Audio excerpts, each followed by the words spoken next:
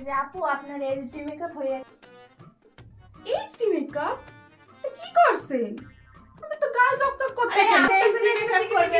দেখেন আমি জানি, আমি জানি না। আপনি দাঁড়ান করে দিতেছি ভালো করে করেন। দিতেছি।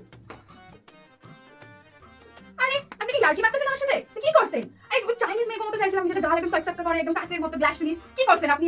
না আমার এখানে চকচক আছে না এখানে চকচক আছে এতগুলো টাকা দিয়ে কি করতে আইছেন? আরে আপু এটারে কয় এইচডি মেকআপ, এটা এইচডি মেকআপ। আমি কিছু জানি না। আমার সাই মানে সাই। দাঁড়া তো জনগণ মতন এইচডি মেকআপ করতেছি। A few moments later.